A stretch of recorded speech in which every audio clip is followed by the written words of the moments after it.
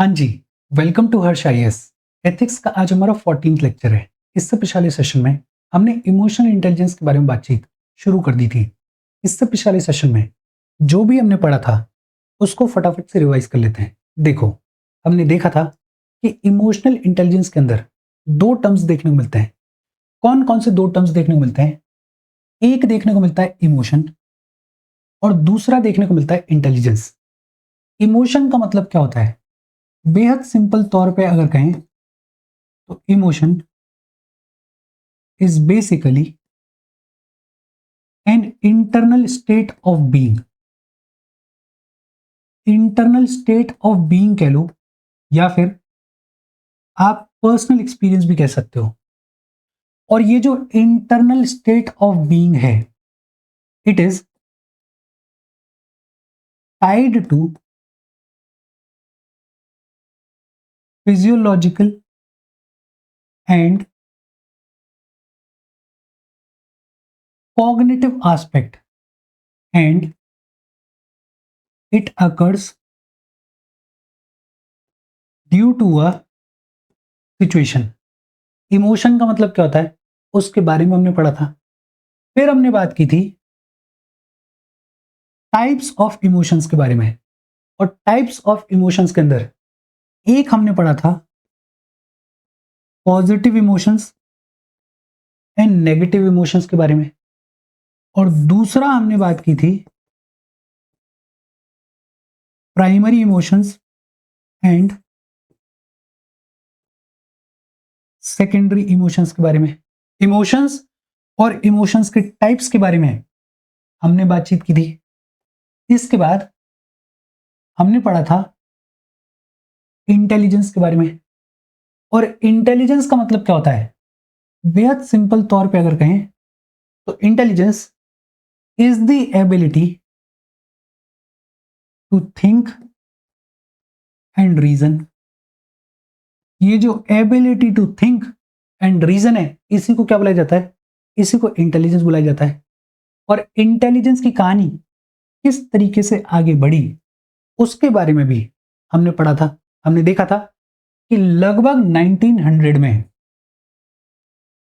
Alfred beneath ने अपनी यूनिफैक्टर theory of intelligence दी। फिर 1927 में चार्ल्स एडवर्ड स्पीयरमैन ने अपनी टू फैक्टर थ्योरी दी। और ये जो टू फैक्टर थ्योरी है, इसमें स्पीयरमैन ने बात की जी फैक्टर के बारे में और एस फैक्टर के बारे में। जी फैक्टर और एस फैक्टर के कैरेक्टरिस्टिक्स क्या हैं, होपफुली आपको याद होगा। और फिर 1983 में हॉवर्ड गार्डनर ने बात की 8 टाइप्स ऑफ इंटेलिजेंस के बारे में। गार्डनर ने कौन कौन से 8 टाइप्स ऑफ इंटेलिजेंस के बारे में बातचीत की थी, होपफुली आपको याद होगा। एक बार फटाफट से नाम देख लेते हैं। सबसे पहले उन्होंने बात की लॉजिकल इंटेलिजेंस के बारे में। दूसरा उन्होंने बात की लिंग्विस्टिक इंटेलिजेंस के बारे में। तीसरा उन्होंने बात की स्पेशल के बारे में। चौथा उन्होंने बात की म्यूजिकल के बारे में। पांचवा उन्होंने बात की मोटर एबिलिटीज के बारे में। छठवा उन्होंने बात की नेचुरलिस्टिक के बारे में।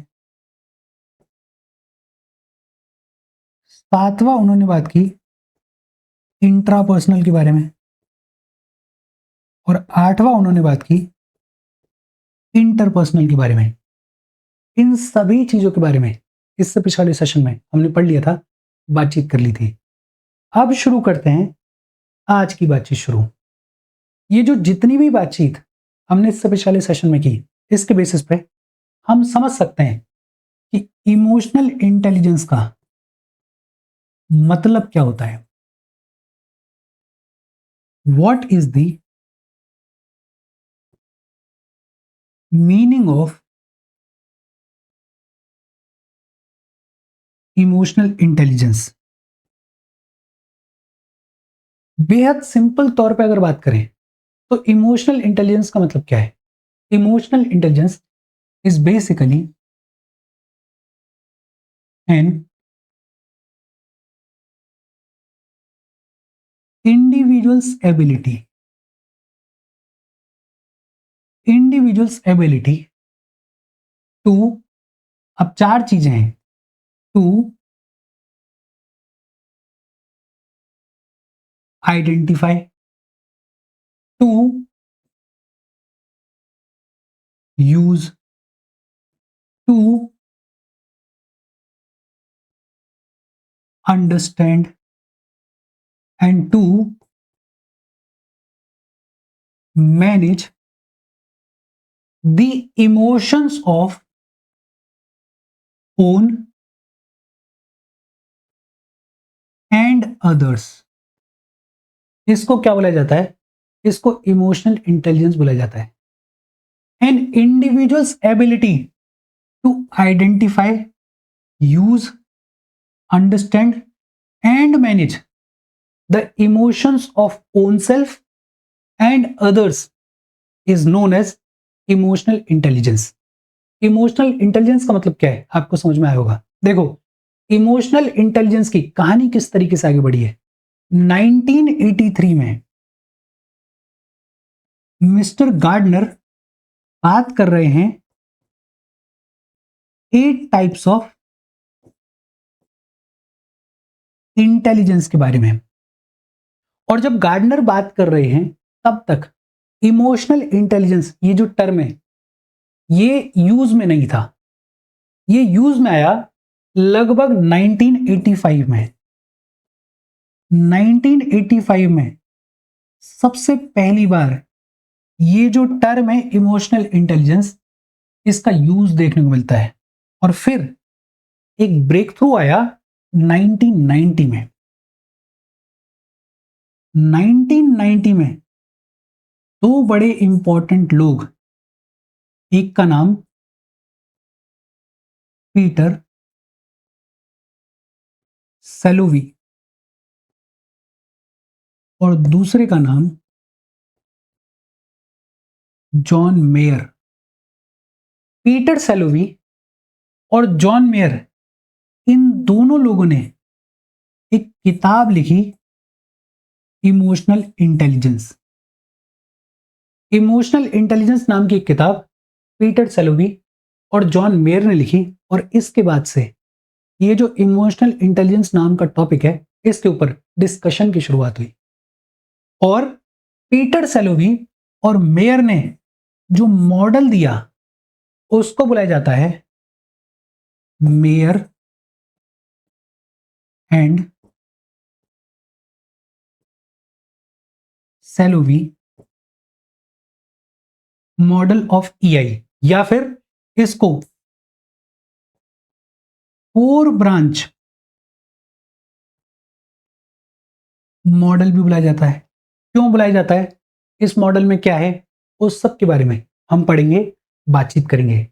1990 में मेयर एंड सेलोवी मॉडल आ गया, लेकिन 1995 में इमोशनल इंटेलिजेंस ये जो टॉपिक है ये आम लोगों के बीच में डिस्कशन में आ गया। 1995 में एक इंसान हुए डैनियल गोलमैन। और ये जो डैनियल गोलमैन है इन्होंने भी एक किताब लिखी इमोशनल इंटेलिजेंस के ऊपर। और इनकी जो किताब है वो मासेस में बेहद पॉपुलर हुई। आप में से भी कुछ लोगों ने शायद इनकी किताब पढ़ी हो। और डेलियन गोलमैन का ये जो मॉडल है इसको Goleman model of emotional intelligence बुलाया जाता है। बेसिकली यहां से एकेडमिक डिस्कशन में इमोशनल इंटेलिजेंस देखने को मिलता है और यहां से मासेस के बीच में ये जो इमोशनल इंटेलिजेंस है इसकी बातचीत शुरू होने लगी, देखने को मिली। अच्छा, दो मॉडल्स हैं, एक है मेयर और सेलोवी का मॉडल और दूसरा है गोलमैन का मॉडल। इन दोनों मॉडल्स को देख लेते हैं। सबसे पहले हम बात करेंगे mayor and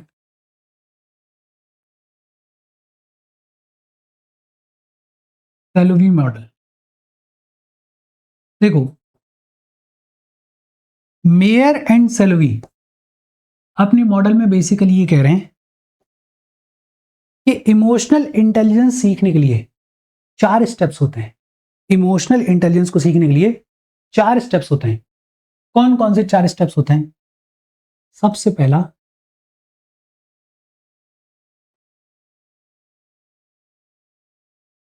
perceiving the emotions. Perceiving the emotions, perceiving the emotions कह लो या फिर इमोशनल परसेप्शन कह लो। परसीव करने का मतलब टू नोटिस। टू नोटिस, पहली बार जब हम किसी कुछ चीज को देखते हैं या किसी भी चीज को अपने 5 सेंसेस के थ्रू समझने की कोशिश करते हैं तो वो हमारा परसेप्शन होता है उस चीज को लेके। तो पहला स्टेप क्या है? Perceiving the emotions. For example, आपके सामने कोई इंसान खड़ा हुआ है, वो किस तरीके से बात कर रहा है आपसे, उसके फेशियल एक्सप्रेशंस कैसे हैं, वो किस तरीके से रिएक्ट कर रहा है, इन सारी चीजों को देख के आप पता कर सकते हो कि उस इंसान का आपके प्रति किस तरीके का इमोशन है। फॉर एग्जाम्पल, कोई अगर बहुत लाउडली बात कर रहा है तो आपको समझ में आएगा कि शायद गुस्से में है। कभी कभी ऐसा भी होता है कि कुछ लोग एकदम चुप हो जाते हैं और उनका जो फेशियल एक्सप्रेशन है उससे पता चलता है कि गुस्से में है या डिसअपॉइंटेड है या सिचुएशन कैसी है। तो पहला स्टेप क्या है? परसीविंग द इमोशंस कि वेरियस मीन्स के थ्रू, जैसे फेशियल एक्सप्रेशंस के थ्रू, जैसे स्पीच के थ्रू, जैसे उस इंसान के किस तरीके के रिएक्शंस हैं उनके थ्रू समझना, नोटिस करना कि ये जो सामने वाला इंसान है इसके अंदर किस तरीके के इमोशंस फिलहाल जनरेट हो रहे हैं। पहला स्टेप क्या है? पहला स्टेप है परसीविंग द इमोशंस। अच्छा, अगर आप थोड़ा सा ध्यान दो तो हमने ये जो इमोशनल इंटेलिजेंस की डेफिनेशन देखी है, ये डेफिनेशन भी किसने दी है? ये डेफिनेशन भी इन्हीं दो लोगों ने दी है। तो पहला स्टेप क्या है? पहला स्टेप है perceiving the emotions, identifying the emotions, emotions को समझना, नोटिस करना। दूसरा स्टेप क्या है? दूसरा है using the emotions, using the emotions to facilitate the thought process, to facilitate the thought process। और इसको हम एसिमिलेशन ऑफ द इमोशंस बुला सकते हैं। पहला प्रोसेस है perceiving the emotions, noticing the emotions. दूसरा प्रोसेस क्या है कि जब आपने इमोशंस को परसीव कर लिया, जब आपने इमोशंस को नोटिस कर लिया, तो ये जो परसेप्शन ऑफ द इमोशंस है ये इनपुट के तौर पे काम करेगा और उस इनपुट के बेसिस पे आप अपने थॉट प्रोसेस को डेवलप करोगे और ये जो थॉट प्रोसेस डेवलप हो जाएगा ये डिफाइन करेगा कि आगे आप किस तरीके से एक्ट करने वाले हो। तो दूसरा है एसिमिलेशन ऑफ द इमोशंस। फिर तीसरा स्टेप क्या है? तीसरा स्टेप है अंडरस्टैंडिंग द इमोशंस। पहले स्टेप में आपने इमोशंस को नोटिस किया, दूसरे स्टेप में वो जो इमोशंस हैं वो इनपुट का काम कर रहे हैं, और ये जो इनपुट है इसके बेसिस पे आपकी जो थॉट प्रोसेस है वो डेवलप होगी, और आपकी जो थॉट प्रोसेस है उसके बेसिस पे आप एक्ट करोगे, रिएक्ट करोगे। तीसरे स्टेप में किसी इमोशनल इंटेलिजेंट इंसान को क्या करना चाहिए? Understanding the emotions. इमोशंस जो हैं वो बहुत सीधे सीधे नहीं होते हैं, इमोशंस जो हैं वो बेहद कॉम्प्लेक्स होते हैं, वो बेहद कॉम्प्लेक्स होते हैं। ये जो कॉम्प्लेक्स इमोशंस हैं इनको अच्छे से समझना, इनमें कंफ्यूज नहीं होना, क्लैरिटी के साथ में समझना, वो है तीसरा स्टेप। और चौथा क्या है? चौथा है management. Management of the emotions. और जब आपको समझ में आ गया कि कौन सा इमोशन है, क्या इमोशन है, किस तरीके से काम कर रहा है, तो फिर फाइनली उस इमोशन को प्रॉपरली मैनेज करना, प्रॉपरली हैंडल करना। ये 4 स्टेप्स हैं जिनके बारे में बात करते हैं मेयर एंड सेलोवी। मेयर एंड सेलोवी कहते हैं कि अगर ये 4 स्टेप्स को फॉलो किया जाए तो कोई भी इंसान इमोशनली इंटेलिजेंट हो सकता है। देखो, अभी जितनी भी बातचीत हमने की ये दूसरे के कॉन्टेक्स्ट में की, कि किसी दूसरे के इमोशंस को परसीव करना, फिर वो जो इमोशंस हैं उनको समझने के बाद, नोटिस करने के बाद उस इनपुट को थॉट प्रोसेस को फैसिलिटेट करने के लिए यूज करना, और फिर उस थॉट प्रोसेस के अकॉर्डिंग एक्ट करना, रिएक्ट करना। फिर तीसरा क्या है? Understanding emotions. इमोशंस सीधे सीधे नहीं होते हैं, बड़े कॉम्प्लेक्स होते हैं। ये जो कॉम्प्लेक्स इमोशंस हैं इनको एक एक अलग अलग करके क्लैरिटी के साथ में समझना। और चौथा मैनेजमेंट ऑफ द इमोशंस। लेकिन ये खुद पे भी अप्लाई हो सकता है। अब जब खुद पे अप्लाई करने की बारी आएगी तो परसीविंग द इमोशंस में क्या होगा? परसीविंग द इमोशंस में आपको फेशियल एक्सप्रेशंस की जरूरत नहीं है, आपको स्पीच की जरूरत नहीं है, आपको रिएक्शन की जरूरत नहीं है, आपको बस अपने अंदर झांकने की जरूरत है। जिस मोमेंट ऑफ टाइम पे आपको जो भी इमोशन फील हो रहा है उस मोमेंट ऑफ टाइम पर थोड़ा सा रुको, अपने अंदर देखो और नोटिस करो कि कैसा इमोशन जनरेट हो रहा है। फिर नोटिस करने के बाद वो जो परसेप्शन है आपका उसको इनपुट के तौर पे यूज करो। जब वो इनपुट के तौर पे यूज होगा तो आपका थॉट प्रोसेस डेवलप होगा। ये जो थॉट प्रोसेस है ये आपके एक्शंस के लिए रिस्पॉन्सिबल होगा। फिर अंडरस्टैंड करो। कभी कभी हम कंफ्यूज हो जाते हैं, हमें पता ही नहीं होता कि प्यार आ रहा है या गुस्सा आ रहा है। तो वो जो कॉम्प्लेक्स इमोशंस हैं उनको बाइफर्केट करो, उनमें डिफरेंशिएट करो, उनमें क्लैरिटी लेकर आओ और देखो कि कौन सा इमोशन ज्यादा डोमिनेंट है, कौन सा इमोशन ऐसे ही चल रहा है, हल्के में चल रहा है। Understanding emotion. और फिर फाइनली आप क्या करोगे?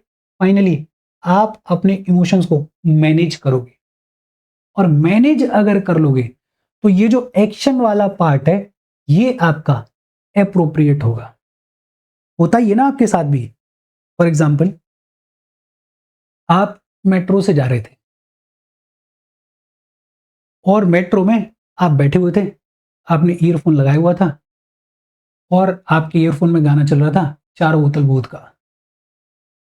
इतने में आपकी निगाह थोड़ी सी घूमी और आपकी निगाह पड़ी किसी एक ऐसे चेहरे पे कि आपकी निगाह उस चेहरे पे अटक गई। आपको समझ नहीं आ रहा है ये हो क्या रहा है। आप बार बार उस चेहरे को देखते जा रहे हो। देखते देखते आपको यह भी दिखा कि इस इंसान के हाथ में एथिक्स फॉर यूपीएससी के नोट्स हैं। ये चल रहा है। आपने अपने अंदर झांकने की कोशिश करी, नोटिस करने की कोशिश करी कि यार मेरे को हो क्या रहा है, क्या देखना चाह रहा हूं मैं, क्या है ये। This is what perceiving the emotions. फिर आपको जैसे ही दिखाई दिया कि इस इंसान के हाथ में एथिक्स फॉर यूपीएससी के नोट्स हैं, तो आपके दिमाग ने काम किया और आपने क्या किया, अपने बैग से अपने एथिक्स फॉर यूपीएससी के नोट्स निकाले और खोल के बैठ गए। ये क्या है, इनपुट गया, उस इनपुट ने आपके थॉट प्रोसेस को फैसिलिटेट किया।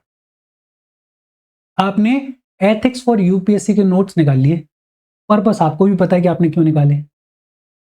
फिर आपने नोट्स तो निकाल लिए, लेकिन अब आपको थोड़ा थोड़ा गिल्ट भी हो रहा है, यार मैं ऐसा इंसान थोड़ी हूं कि मेट्रो में ये सब हरकतें करूं, ये क्या कर रहा हूं मैं। और ऐसा थोड़ी होता है कि एक बार देखा और इतना हो गया कि एथिक्स फॉर यूपीएससी के नोट्स निकाल लिए मैंने। अब आप क्या करने की कोशिश कर रहे हो, आप अपने इमोशंस को समझने की कोशिश कर रहे हो। और जैसे ही आपको आपकी इमोशंस समझ में आए, अब बारी आई मैनेजमेंट ऑफ इमोशंस की। अगर आप इमोशनली इंटेलिजेंट इंसान हो तो आपको समझ में आएगा कि भाई साहब ये सब धोखा है, पापा मम्मी ने बहुत पैसे लगाए हैं, पढ़ने के लिए भेजा है यहाँ पे, अगले साल प्रीलिम्स है, पेपर क्लियर करना है, और अगर ये सब किया तो पेपर में फेल। और आपने इमीडिएटली क्या किया, आपने फटाफट से आपने एथिक्स फॉर यूपीएससी के नोट्स अंदर रखे। आपको उतरना था 4 स्टेशंस आगे जाके, आप अगले वाले पे ही उतर गए कि मेरे को इस सब झंझट में पढ़ना ही नहीं है, झमेले में पढ़ना ही नहीं है। ये क्या है, मैनेजमेंट ऑफ इमोशंस। 4 स्टेप्स हैं, आप अपने लाइफ के किसी भी काम में इनको लगा सकते हो। अच्छा, ये जो मेयर एंड सेलोवी का मॉडल है, ये एकेडमिक सर्कल्स में बेहद पॉपुलर हुआ, लेकिन मासेस में जो मॉडल पॉपुलर हुआ वो था गोलमैन का मॉडल। वो था गोलमैन का मॉडल। और मेरी एडवाइस ये है कि यूपीएससी में अगर कभी भी इमोशनल इंटेलिजेंस का क्वेश्चन आए और आपको एक्सप्लेन करना हो, हम आगे चलते हुए बात करेंगे वैसे, लेकिन अगर आपको किसी मॉडल को अप्लाई करके एक्सप्लेन करना हो तो आपको बेझिझक गोलमैन का मॉडल यूज करना है। और ये जो गोलमैन का मॉडल है, या फिर ये कहें कि ये जो डेनियल गोलमैन है, ये क्या कहते हैं कि एक इमोशनली इंटेलिजेंट इंसान के पास में 5 चीजें होनी चाहिए। कौन कौन सी 5 चीजें होनी चाहिए? एक तो सेल्फ अवेयरनेस। Self awareness. दूसरा क्या होना चाहिए? Self regulation. Self regulation. तीसरा सेल्फ मोटिवेशन। तीसरा सेल्फ मोटिवेशन। चौथा एम्पथी। एम्पथी। और पांचवा सोशल स्किल्स। ये 5 चीजें होनी चाहिए डेनियल गोलमैन के अकॉर्डिंग किसी इमोशनली इंटेलिजेंट इंसान में। अब देखो, इन पांचों का मतलब एक एक करके समझ लेते हैं। सेल्फ अवेयरनेस का मतलब क्या है? बेहद सिंपल। सेल्फ अवेयरनेस का मतलब है knowing knowing the emotions, knowing the emotions, knowing the feelings, knowing the thoughts, knowing your strengths, knowing your weaknesses, etc etc। Self awareness का मतलब आपको अपने बारे में जानकारी होनी चाहिए। आपको पता होना चाहिए कि आपके इमोशंस किस तरीके के हैं, किस तरीके से फ्लक्चुएट करते हैं, कब आप किस तरीके से रिएक्ट करते हो। आपको अपनी फीलिंग्स के बारे में पता होना चाहिए। आपको अपने थॉट्स के बारे में पता होना चाहिए, आपको अपने स्ट्रेंथ्स के बारे में, वीकनेसेस के बारे में, इन सभी चीज़ों के बारे में पता होना चाहिए। और अगर आप थोड़ा भी ध्यान दे रहे हो तो आपको समझ में आ रहा होगा कि ये जो सेल्फ अवेयरनेस है, इसमें हम सबसे ज़्यादा कमज़ोर होते हैं। इमोशंस समझ ही नहीं आते हमें, पता ही नहीं है। बस आ जाते हैं और इमोशंस के आने के बाद कुछ ना कुछ उल्टा-सीधा हो जाता है, तब रियलाइज़ होता है बाद में कि ये नहीं करना था, ये तो गड़बड़ हो गई। गुस्सा आ जाएगा, सुना देंगे किसी को, कुछ कर देंगे गलत, उसके बाद रियलाइज़ होता है कि गलती हो गई, फिर सॉरी बोलना पड़ता है। सेल्फ अवेयरनेस का मतलब कि आपको जानकारी है अपने इमोशंस के बारे में, आपको जानकारी है अपने फीलिंग्स के बारे में। ज़्यादातर लोग उनको अपने स्ट्रेंथ्स और वीकनेसेस पूरे लाइफ भर में पता नहीं चलते। क्या स्ट्रेंथ्स हैं, क्या वीकनेसेस हैं, बच्चों से पूछ लो आप, बच्चों क्या बड़ों से पूछ लो, बोल देंगे मेरी स्ट्रेंथ सोशल सर्कल, कम्युनिकेशन। और फिर स्टेज पे खड़ा कर दो, कांपने लग जाएंगे, कम्युनिकेशन नहीं हो रहा है। स्ट्रेंथ्स वीकनेसेस के बारे में पता नहीं होता है। तो सबसे पहला स्टेप तो ये है, इंसान जो है वो सेल्फ अवेयर होना चाहिए, उसको अपने emotions, feelings, thoughts, strengths, weaknesses, इन सब के बारे में पता होना चाहिए। अच्छा, इनको कैसे डेवलप किया जा सकता है उसके बारे में हम पढ़ेंगे, लेकिन फिलहाल के लिए गोलमैन का जो मॉडल है उसको देख लेते हैं। दूसरा स्टेप क्या है? दूसरा स्टेप है सेल्फ रेगुलेशन। रेगुलेशन का मतलब क्या है? रेगुलेट करना। आपको समझ में आ गया कि आपके इमोशंस क्या हैं, आपको समझ में आ गया कि आपकी फीलिंग्स क्या हैं, आपको समझ में आ गया कि आपके थॉट्स क्या हैं, आपको समझ में आ गया कि आपके स्ट्रेंथ्स और वीकनेसेस क्या हैं। अब उसके बाद रेगुलेट करना, और रेगुलेट करने का मतलब to regulate the expression of emotions. देखो, अगर आपको समझ में ही नहीं आ रहा है आपके इमोशंस के बारे में, आपके थॉट्स के बारे में, फीलिंग्स के बारे में, तो आप उनके एक्सप्रेशन को रेगुलेट कर ही नहीं सकते हो। भाई समझ में ही नहीं आ रहा कि गुस्सा कब आ जाता है, क्यों आ जाता है, कैसे आ जाता है, तो रेगुलेट कैसे करोगे? पहले समझोगे, उसके बाद आप रेगुलेशन वाले पार्ट पे आओगे। समझ आ गया तो फिर आप अपने इमोशंस के एक्सप्रेशन को रेगुलेट कर सकते हो। और जो इंसान अपने इमोशंस के एक्सप्रेशन को रेगुलेट कर सकता है, वो बड़ा खूबसूरत इंसान होता है।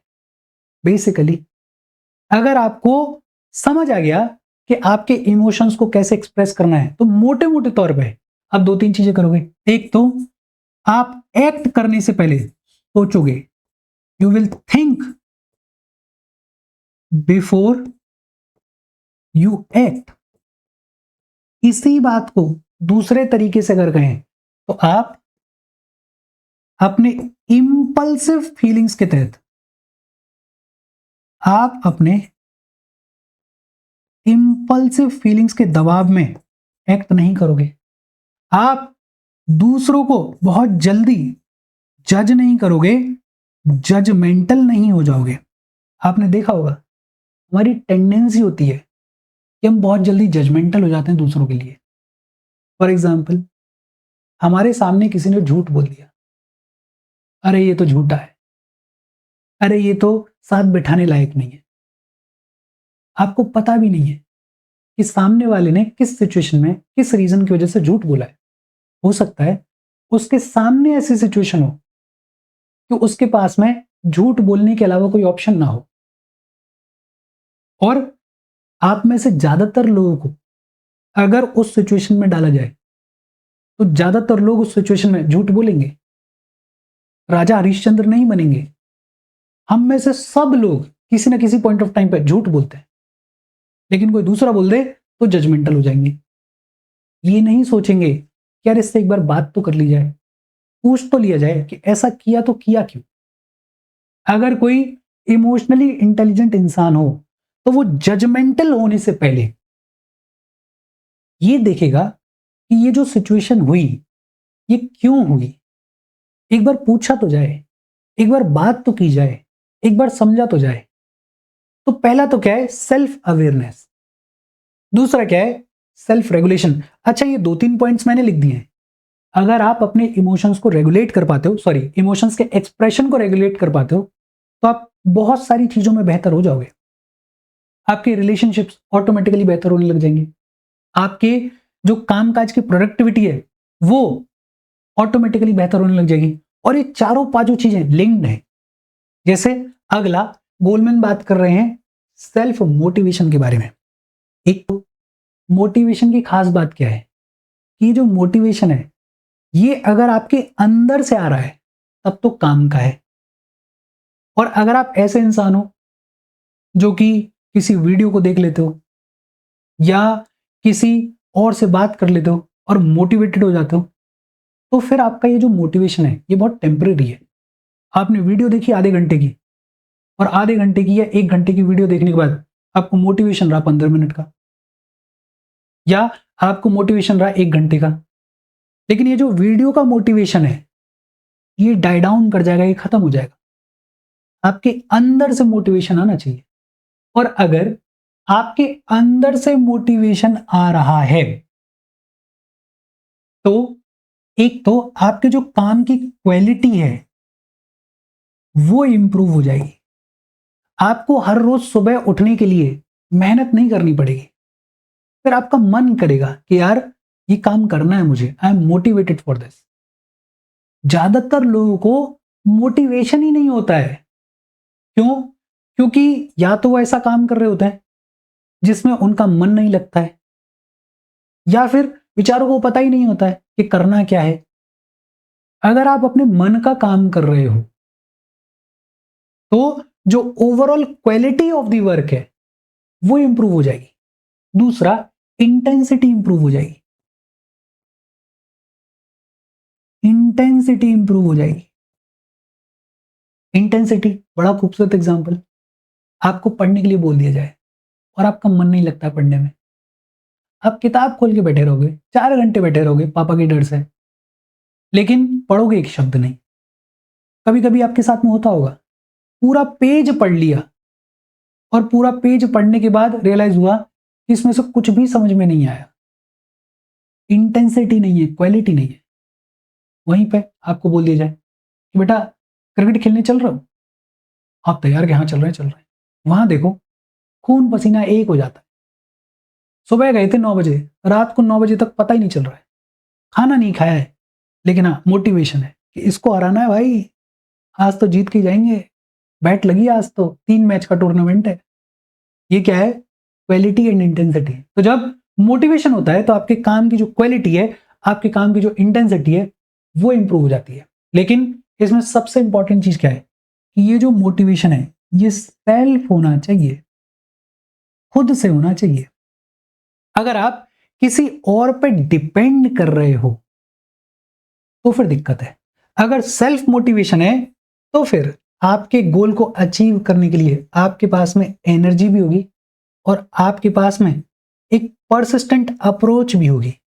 आप लगातार जाओगे, लगातार काम करोगे, खुश रहोगे। और ये तो मैं पर्सनल एक्सपीरियंस से बोल रहा हूं, बिकॉज 3 साल पहले आई स्टार्टेड दिस यूट्यूब और किसी के कहने पे मैंने शुरू किया था। I was not very interested in starting this. मेरे को लगता था कि क्या ही हो जाएगा, समझ में भी नहीं आता था।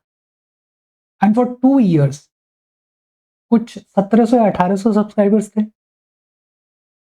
एंड आफ्टर 1.5 year जिस इंसान ने मेरे को बोला था कि डू दिस, वो भी मेरे को बोल रहा था कि why are you doing this. But what motivated me was कि यार अगर 10 लोग भी देख रहे हैं तो मेरा नुकसान क्या है, मुझे तो वैसे भी पढ़ाना है, वैसे भी पढ़ाना है, रिकॉर्ड करने में क्या दिक्कत है, कर लेते हैं। बिकॉज मजा आ रहा है उस चीज को करने में। अगर आपको मजा नहीं आ रहा है तो फिर दिक्कत है। तो ये जो मोटिवेशन है ये सेल्फ होना चाहिए। फिर चौथा, एम्पैथी। और एम्पैथी का मतलब क्या होता है? अंडरस्टैंडिंग। अंडरस्टैंडिंग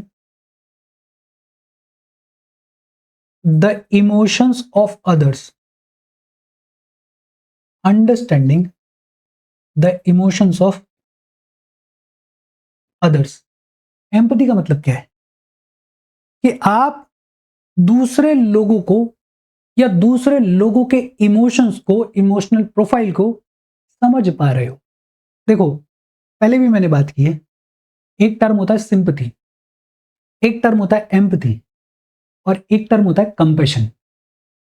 इन तीनों में डिफरेंस क्या है? जब हम बात करते हैं सिंपैथी के बारे में, तो सिंपैथी में जो इमोशनल एस्पेक्ट होता है, जो इमोटिव एस्पेक्ट होता है, वो फॉर श्योर देखने को मिलता है।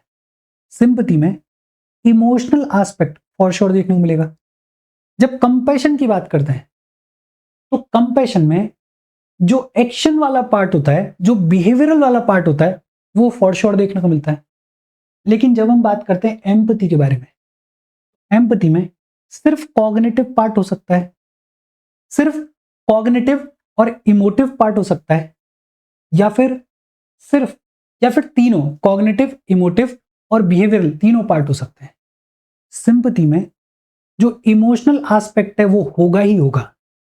कंपैशन में जो एक्शन वाला पार्ट है कि आप किसी के इमोशन को समझ रहे हो, आप किसी के दुख को समझ रहे हो, आप किसी की समस्या को समझ रहे हो, और उस समस्या को समझने के बाद आप सॉल्यूशन प्रोवाइड करने की भी कोशिश कर रहे हो, आप उस सॉल्यूशन को प्रोवाइड करने के लिए एक्ट करने की भी कोशिश कर रहे हो, एक्ट कर रहे हो, यह है कंपैशन।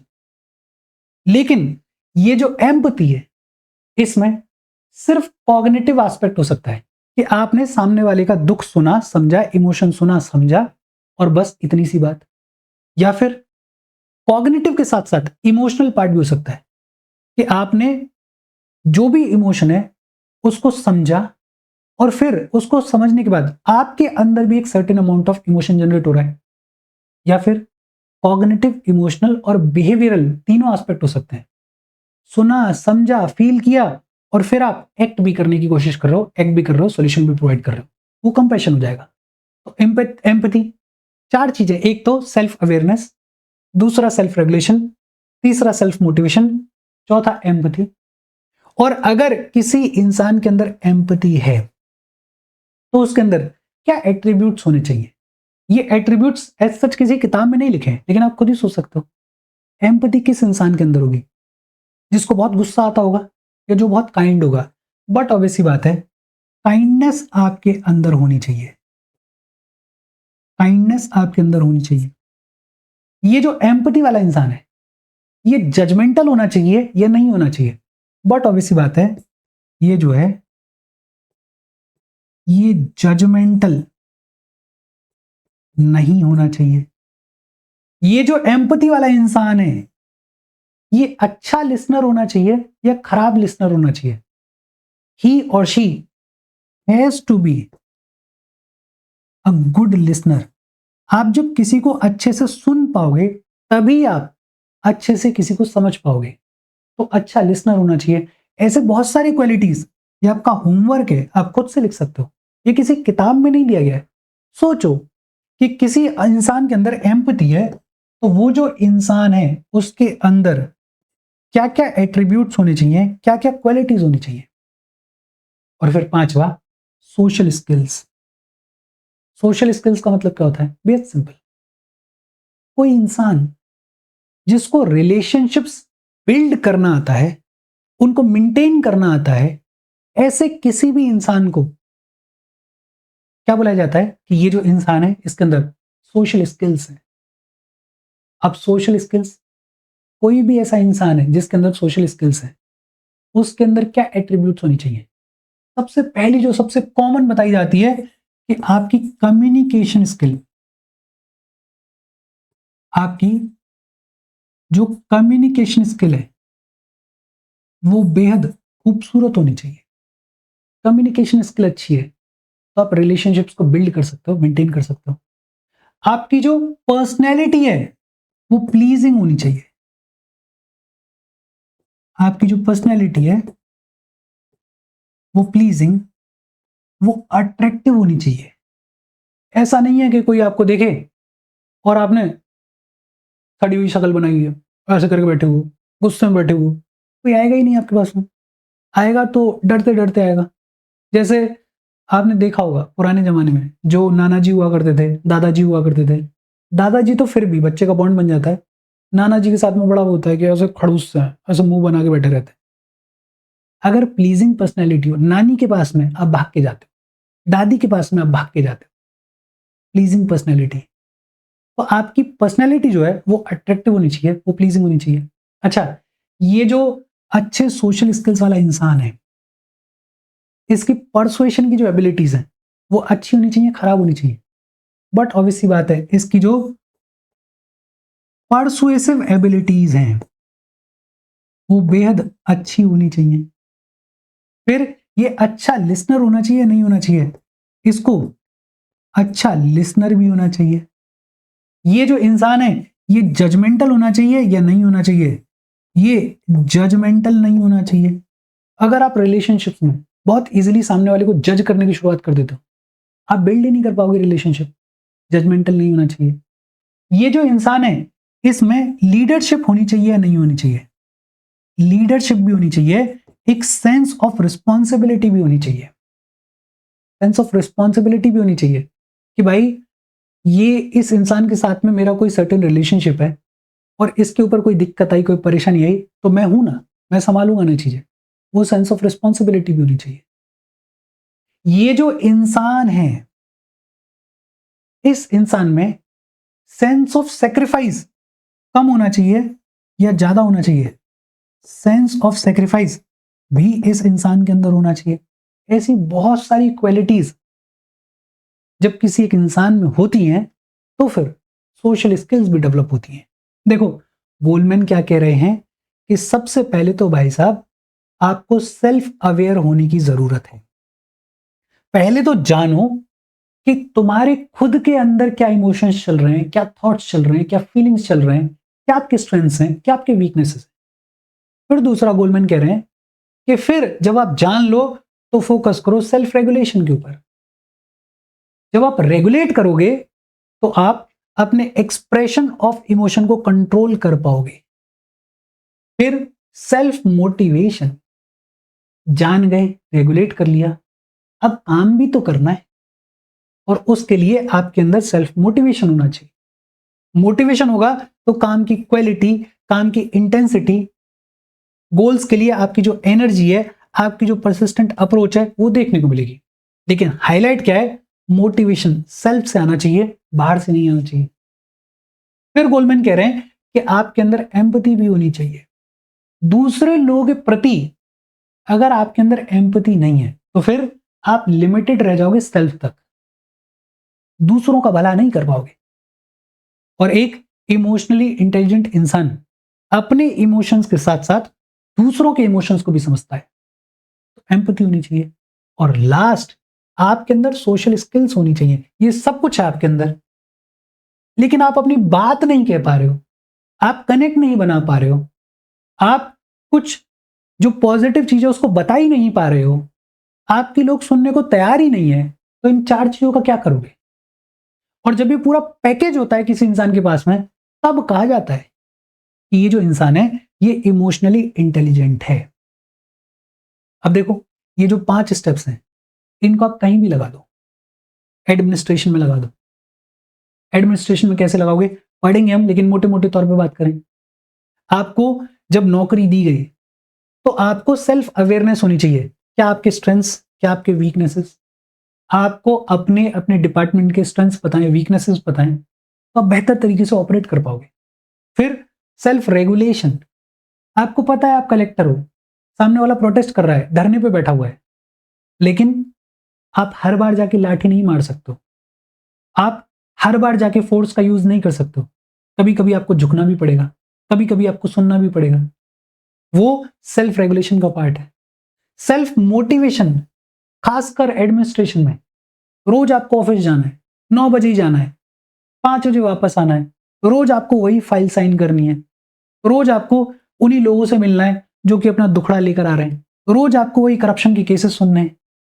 आप एकदम डिमोटिवेट नहीं हो जाओगे, आपके अंदर से सेल्फ मोटिवेशन आना चाहिए। और जब सेल्फ मोटिवेशन आता है तो बड़े बड़े काम हो जाते हैं। एक सिविल सर्वेंट है मणिपुर के, 2009 बैच के, Armstrong Pame, the miracle man of India, इनकी कहानी को पढ़ो। ये जहां पे पोस्टेड थे वहां पे आई थिंक 2 विलेजेस ऐसे थे जिनकी कनेक्टिविटी नहीं थी, और जब ये वहां पे गए तो वहां के लोगों ने सिर्फ इतना बोला इनको कि साहब हमको कुछ नहीं चाहिए, बस रोड दिला दो। रोड दिला दोगे तो हमारा काम हो जाएगा, हमारा जीवन यापन हो जाएगा, हम अपना कामकाज कर पाएंगे। पीएम साहब ने प्रपोजल भेजा सरकार को और सरकार की तरफ से रिप्लाई आया कि अभी फंड्स नहीं है हमारे पास में, जब फंड्स होंगे तब देंगे। सरकार की भी अपनी मजबूरी रहती है, कभी पॉलिटिक्स रहती है। पीएम साहब बड़े मोटिवेटेड इंसान थे। इन्होंने क्या किया, इन्होंने एक फेसबुक पेज बनाया और अपील की लोकल लोगों से कि भाई देखो ऐसे ऐसे 2 गांव हैं, कनेक्टिविटी है नहीं, सरकार से फिलहाल पैसा मिल नहीं रहा है, मुझे आपकी मदद की जरूरत है, लगभग 50-55 लाख रुपया लगेगा रोड बनवाने में और आप कंट्रीब्यूट करो। और इसका असर क्या है, कलेक्टर सेल्फ मोटिवेटेड अपील कर रहे हैं और एकदम विनम्रता से हाथ जोड़ के अपील कर रहे हैं। कंट्रीब्यूशन आया लगभग 45 लाख रुपए का। और फिर charity begins at home, Armstrong Pame ने 5 लाख रुपए अपनी जेब से दिए। ऐसा बताया जाता है कि इनके भाई जो कि शायद ड्यू में पढ़ाते हैं, उन्होंने 1 लाख का कंट्रीब्यूशन दिया और इनकी मदर ने 5,000 या 50,000 रुपए, मुझे एग्जैक्टली याद नहीं है, 5,000 शायद का कंट्रीब्यूशन दिया। ये क्या है, ये तभी हो सकता है जब आप सेल्फ मोटिवेटेड हो। अदरवाइज क्या जरूरत थी, बढ़िया अपने ऑफिस में बैठे थे, एसी चल रहा था, क्या जरूरत थी। सरकार को प्रपोजल भेज दिया था, सरकार ने मना कर दिया था, इनकी कोई जिम्मेदारी नहीं बन रही थी अगर लीगली देखा जाए तो। लेकिन सेल्फ मोटिवेशन काम करता है। फिर एम्पैथी, एम्पैथी नहीं होती आर्मस्ट्रांग पेम के अंदर, वो जो सेंस है कि यार ये लोग परेशान हैं, वो अगर पेम को समझ में नहीं आता तो कहां इतना स्टेप्स लेते। एम्पैथी होनी चाहिए। और सोशल स्किल्स कि भैया एक फेसबुक पेज बना रहे हैं, हालांकि वो तो कलेक्टर हैं, उनकी बात तो वैसे भी और 1000 लोग सुन लेंगे, लेकिन फिर भी एक सोशल स्किल, एक एबिलिटी चाहिए। और एडमिनिस्ट्रेशन में तो खूब चाहिए। कोई धरने पे बैठ गया, नहीं उठ रहा है, आपकी जिम्मेदारी इसको उठाना। चीफ मिनिस्टर आपको बोल देगा कि भाई उठाओ इसको, क्लियर करो, मेरे को पंगा नहीं चाहिए। अब क्या काम आएगा आपका, सोशल स्किल्स काम आएंगी। अगर आपकी सोशल स्किल्स बढ़िया है, बातचीत के थ्रू आप निपटा लोगे बात। अगर सोशल स्किल्स बढ़िया नहीं है तो फिर आप निपट जाओगे, आपका ट्रांसफर होगा और किसी ऐसे डिपार्टमेंट में फेंका जाएगा जहां पे मक्खियां मारोगे और कुछ नहीं करोगे। तो एडमिनिस्ट्रेशन में आप अप्लाई कर सकते हो, अपने लाइफ में आप अप्लाई कर सकते हो। कोई भी क्वेश्चन आ जाए, गोलमैन का ये जो मॉडल है इसको आप खुल के मेंशन करो, कोई दिक्कत नहीं है। जहां जरूरत है वहां गोलमैन का नाम दे दो, जहां जरूरत नहीं है वहां पे नाम मत दो, लेकिन हाँ खुल के अप्लाई करो। हम पढ़ेंगे कि ये जो इमोशनल इंटेलिजेंस है इसको किस तरीके से सीखा जा सकता है, तो उसके बारे में बातचीत हम अगले सेशन में करेंगे। लेकिन हाँ फिलहाल आपको ये समझ में आना चाहिए कि इमोशनल इंटेलिजेंस क्या है।